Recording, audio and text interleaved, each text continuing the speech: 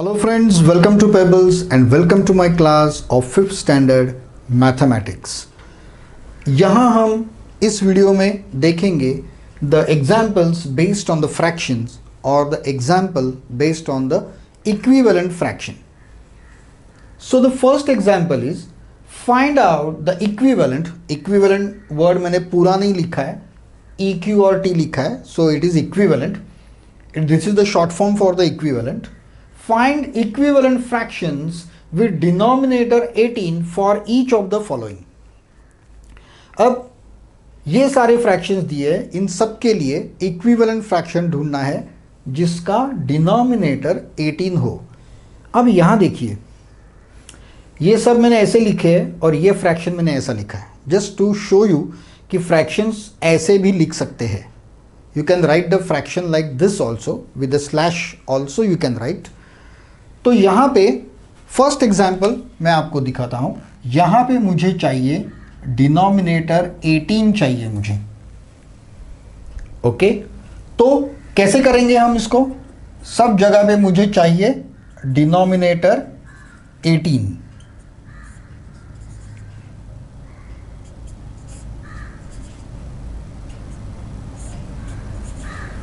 So here everywhere I want the denominator 18. You know that to find out the equivalent fraction you have to multiply or divide both numerator and denominator so that you will get an equivalent fraction. Now here I want 18, so I have to multiply this by 9. So 1 into 9 and 2 into 9. So when I do 2 into 9, I will get 18, and similarly I have to multiply this numerator by 9, so I will get here 9. So my first answer is 9 by 18 is the equivalent fraction of 1 upon 2 with the denominator 18 जो उन्होंने पूछा है. अब यहाँ I have to multiply it by 3 6 are 18, so I have to multiply both by 6. So 2 multiply by 6 and 3 multiply by 6.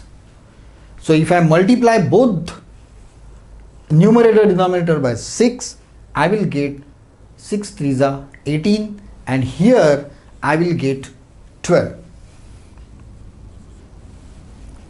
In this case, in the third case, I have to get the 18, I have to multiply by 3. So my example will become 4 into 3 divided by 6 into 3. I have to multiply numerator by 3, and hence I have to multiply the denominator and numerator both by 3. So here I will get 18 and here I will get 12. Now here, to get the 18, I have to multiply this denominator by 2, and hence I have to multiply the numerator also with 2. So 9 into 2 is 18. So 2 into 2 is 4. The next example, here also 9 is here, 18 is here. So I have to multiply by 2. So equal to 9 into 2 and 7 into 2. So here I'll get 14. In the last example, my denominator is 3. Here it is 18. So I have to multiply by 6. Both I have to multiply by 6. So 3 into 6 and here 5 into 6. So here I'll get 30. So here I have found out the equivalent fractions with denominator 18 for all the given fractions. These sums are very easy. If you by heart the tables up to 30, and I think in 5th standard the tables up to 30 must be by heart. So your maths will be very easy by that time. So this example was for the multiplication, and this example will obviously of the division. We have seen while solving the example the mix things. Here you have to find out the equivalent fraction with the denominator 5.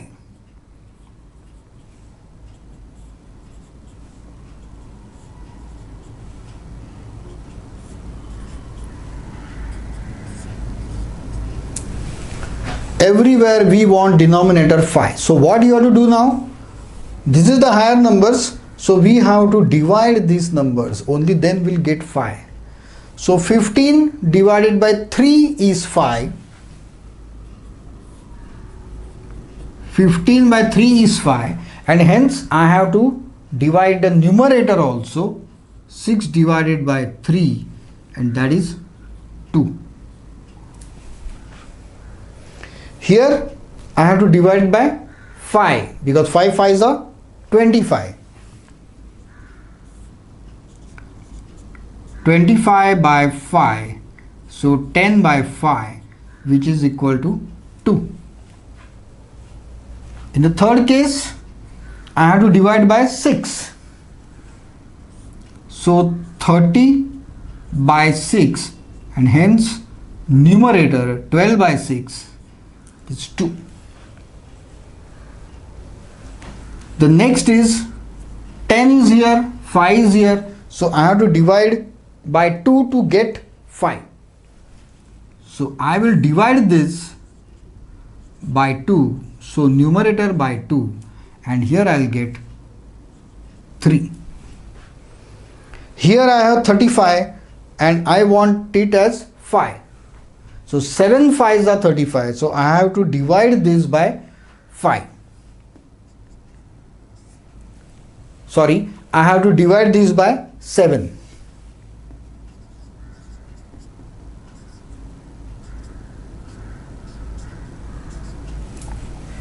So 35 by 5 is 5 and 21 by 7 is 3. I think we have taken sufficient examples like 3, 5, 10 examples we have taken to find out the equivalent fraction of a particular fraction. Actually you will say that ये तो बहुत ही easy थे, आपने क्यों इतने 10-10 example लिए? मैंने ये इसलिए लिए क्योंकि ये इक्विवेलेंट फ्रैक्शन निकालने आना बहुत इम्पॉर्टेंट है, क्योंकि आपके जो आगे के addition subtraction of the equivalent fractions जो है या फिर फ्रैक्शनल एडिशन सब्ट्रैक्शन जो है वो इसी पर डिपेंड है. अगर आप इसे ठीक तरह से ढूंढ नहीं पाए तो आप फिर लाइकली एंड अनलाइकली फ्रैक्शन में प्रॉब्लम कर दोगे. या फिर आपको दो नंबर्स दिए हैं और आपको पूछा है कौन सा फ्रैक्शन बड़ा है कौन सा फ्रैक्शन छोटा है, तो वहाँ आपको इक्विवेलेंट फ्रैक्शन ढूंढना होगा. और इक्विवेलेंट फ्रैक्शन आप नहीं ढूंढ पाओगे तो फिर वो सम आप सॉल्व नहीं कर पाओगे. So this is the base of your further examples or further concepts in the fractions. Let us see one more type of example, that is you will be given many fractions you will be given and you have to ask to pair off the equivalent fractions. बहुत सारे 1 2 3 4 5 6 7 8 fractions दिए हुए हैं और वहाँ पे हमें equivalent fraction को पेयर करना है, मतलब 4 पेयर आपको मिलेंगे. So now in this example the students always start with the wrong side. For example, they start directly from here and they check what it is. Instead of that, I will tell or I will suggest you start with the highest denominator. Highest denominator से शुरू करो क्योंकि division करने से multiplication करना easy है. हमें आदत होती है मल्टीप्लाई करने की, डिवाइड करने की आदत हमें ज़्यादा होती नहीं है. ठीक है, तो I will first take this number 33 और अब मैं इनमें से देखता हूं कि 33 को किसके किसके टेबल में, कौन से नंबर के टेबल में 33 आता है. And I know that in only this to the 33 comes. So I will again take the bigger number of this, that is 11. Okay, so 11 3s are 33 and since 11 3s are means multiply by 3. So I will multiply 5 by 3. 5 3s are 15. So I got my first pair here. 15 by 33 is equal to 5 by 11. अगर आपने small number से शुरू किया तो आपको हर एक number check करना पड़ेगा, तो इसीलिए आप सबसे बड़े नंबर से शुरू करो. So now your this is done. Okay, now I will come to 27. अब 27 किसके टेबल में आएगा? Let us see the largest number, that is 9. 9 3s are 27 and 7 3s are 21. So this is not possible. So यहां पे लेते हैं 3 9s are 27 and since I multiply by 9, 9 2s are 18, so I got my number. So always start with the greater number. So this 18 by 27 is equivalent to this 2 by 3. So these two are also gone. Okay, now I will come to 18. यहाँ पे marking करना बहुत ज़रूरी है कौन कौन सा हो गया, नहीं तो आप कंफ्यूज हो जाओगे और गलती से एक ही नंबर 2 बार लिखोगे. ऐसा नहीं होना चाहिए. तो अब ये 18 लूँगा मैं. अब बचा 18 के लिए सिर्फ ये एक, क्योंकि सिर्फ 9 के टेबल में 18 आता है, बाकी तो कुछ है ही नहीं. तो आपको यहाँ कैलकुलेट करने की भी ज़रूरत नहीं है एक्चुअली, लेकिन for the safer side calculate कीजिए. For example 9 into 2 18, so 7 into 2 14. So these two are also gone. So 14 by 18 is equivalent to 7 by 9. और लास्ट एक ही पेयर बची है, तो हम सीधा सीधा देख सकते हैं 7 2s are 14 and 5 2s are 10. Okay, so my last pair is 10 upon 14 is equivalent to 5 upon 7. तो ये भी हो गया. Now one warning, if your school exam is there, तो ये जो लास्ट पेयर है उसे कैलकुलेट करने की भी ज़रूरत नहीं है, आप सीधा लिख सकते हो, वो वही होगा. But if you are in the competitive exams तो ज़रूरी नहीं है कि ये दो बचे हुए इक्विवेलेंट हो. शायद आपको फंसाने के लिए, एक ट्रिक करने के लिए उन्होंने वो रॉन्ग दिया होगा, और गलती से आपने बिना आइडेंटिफाई किए, बिना मल्टी चेक किए अगर लिख दिया, तो ये सारा का सारा आपका रॉन्ग माना जाएगा, रॉन्ग आंसर माना जाएगा. शायद कॉम्पिटिटिव एग्जाम में जो वहाँ पर क्वेश्चन पूछा जाएगा वो ऐसे नहीं पूछा जाएगा. यहाँ पे तो वहाँ ने दिए पेयर ऑफ, तो they may ask how many pairs are there of the equivalent fractions. तो वहाँ आपको हर एक पेयर को, लास्ट पेयर को भी चेक करना पड़ेगा कि वो इक्विवेलेंट है या नहीं. यहाँ तो इक्विवेलेंट है ही. आपके स्कूल एग्ज़ाम में तो बहुत स्ट्रेट फॉरवर्ड्स एग्जाम्पल्स आते हैं, लेकिन कॉम्पिटिटिव एग्ज़ाम में ज़रूरी नहीं है कि आपके क्वेश्चंस जो है या एग्जाम्पल्स जो है वो स्ट्रेट फॉरवर्ड हो. रादर मैं कहता हूँ कि स्ट्रेट फॉरवर्ड होते ही नहीं है, दे आर ऑल कंसेप्चुअल्स. अगर आपको फंसाने के लिए कुछ ना कुछ ट्रिक होगा उसमें, आप फंसिए मत वहाँ पर. ठीक है, तो ये बहुत ही इजी है. इक्विवेलेंट फ्रैक्शंस कैसे निकालते हैं आपको पता है, और इसीलिए आपने लार्जेस्ट नंबर से शुरू किया. और एक चीज़, अगर आपको यहाँ से पेपर में, जब आप पेपर सॉल्व करोगे तब आपको ये अगर टिक मार्क नहीं करना है, आपको और प्रोमिनेंट चाहिए, तो सीधा कट कर दो उसको, तो it will be very prominent कि बाबा क्या बचा है वो आपको सीधा सीधा दिखेगा वहाँ पर क्या बचा है. तो ये दोनों अगर आपने ऐसे कट कर दिया तो फिर बाद में उनको लेने का सवाल ही पैदा नहीं होता. ठीक है, so this was very easy.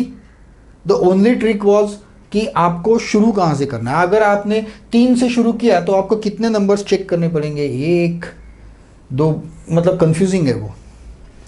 तो you start with the greatest number and come to the lowest number. तो आपको मिनिमम एक पेयर ऐसी मिलेगी कि आपको चेक ही नहीं करनी है उसको।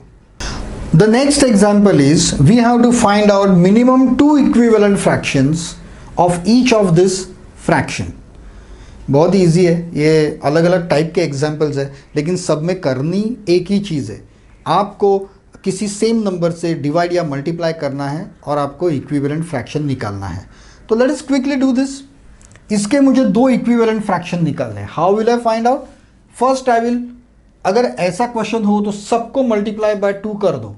सो 7/2, 9/2, so this is 14/18। Here 4/2, 5/2, that is 8/10, and 3 multiplied by 2, 11 multiplied by 2, that is 6/22। एक बार आपने इसको 2 से मल्टीप्लाई किया, सेकेंड टाइम आप 3 से मल्टीप्लाई कीजिए। You multiplied by 3 and find out the second option, second equivalent. जब आपको आपकी मर्जी पर है, जब आपकी मर्जी पर है इक्विवेलेंट फ्रैक्शन निकालना। ये सम बहुत ही इजी था, लेकिन फिर भी मैंने लिया सिर्फ एक ही चीज़ आपको बताने के लिए कि जब आपको ऐसा नहीं कहा गया है कि डिवाइड करो या मल्टीप्लाई करो, एट दैट टाइम उसे मल्टीप्लाई ही करो। Don't divide it, just multiply it. Okay, तो नेक्स्ट पेयर जो हमें, मतलब नेक्स्ट नंबर जो हमें निकालना है वो मैं 3 से मल्टीप्लाई कर दूंगा। So my next, this is my first equivalent fraction for all this things. Second equivalent fraction है जो मैं डायरेक्टली निकाल दूंगा, मैं 3 से मल्टीप्लाई कर दूंगा। 21/27, 12/15 एंड 9/33। मैंने सेकेंड जो फ्रैक्शन निकाला है 3 से मल्टीप्लाई किया। अब यहाँ पे कुछ बच्चे कंफ्यूज हो जाएंगे या समझेंगे कि 2 या 3 से ही मल्टीप्लाई करना है सबको। नहीं, कोई ज़रूरत नहीं है। आप इसका पहला फ्रैक्शन निकालने के लिए 2 से मल्टीप्लाई करो, इसका पहला फ्रैक्शन निकालने के लिए 3 से करो, इसका मल्टीप्लायर निकालने के लिए 4 से करो, कोई फर्क नहीं पड़ता। जरूरी नहीं है, ये मैंने सिर्फ सिंपल ले लिया, चलो सबको 2 से मल्टीप्लाई करेंगे, लेकिन जरूरी नहीं है। आप हर एक को अलग अलग नंबर से मल्टीप्लाई कर सकते हो। ओके, ऐसा कोई हार्ड एंड फास्ट रूल नहीं है। अगर मैं चाहूं तो इसको 200 से भी मल्टीप्लाई कर दूं, 22 से भी मल्टीप्लाई कर दूं, कोई भी नंबर से मल्टीप्लाई कर दूं। द ओनली कंडीशन इज जिस नंबर से आप न्यूमरेटर को मल्टीप्लाई करोगे उसी नंबर से डिनोमिनेटर को भी मल्टीप्लाई करना है। ओके, अब यहां पे चलो मैंने यहां पे 2 से मल्टीप्लाई किया फर्स्ट नंबर निकालने के लिए। ये सब और हैं, अलग अलग नंबर्स है ये। और यहां पे मैंने 3 से किया, तो यहां पे मैं 2 से करूंगा, यहां पे इसको मैं 4 से मल्टीप्लाई करूंगा और ये निकालूंगा, 5 से मल्टीप्लाई करूंगा, 6 से मल्टीप्लाई करूंगा। आपकी मर्जी पर है, ये सब आपकी मर्जी पर है। अगर आपको टेबल्स बराबर आते हैं तो यहाँ पे कुछ बाय हार्ट करना ही नहीं है। And only because of that I always see that the mathematics is very simple. कुछ नहीं करना है, बाय हार्ट नहीं करना है, हमें सिर्फ जो दिखाई देता है वही होता है। ओके, लेकिन हर टाइप के मैथमेटिक्स में आप बहुत जल्दी जल्दी मत करो। Take your time and do the calculations in proper way। Calculations में गलती मत करो। और अगर ये गलती नहीं होनी चाहिए कैलकुलेशंस में, तो आपको मिनिमम 1 to 30 के टेबल्स आने ही चाहिए। 1 to 30 के टेबल्स अगर आपको नहीं आएंगे तो आपको ये सारे एग्जाम्पल सॉल्व करने में बहुत प्रॉब्लम होगा। आप कैसे डिवाइड करोगे, कैसे मल्टीप्लाई करोगे अगर आपको टेबल्स ही नहीं आते। Okay, So this, I think we have taken the fairly good number of examples of the equivalent fractions. अलग अलग तरह के हमने लिए. So thank you very much for being with me in this class. We will meet in the next class. तब तक के लिए please subscribe this channel and don't forget to press the bell icon so you will get the notifications of all the future videos. Thank you very much. See you in my next class. Till then, goodbye.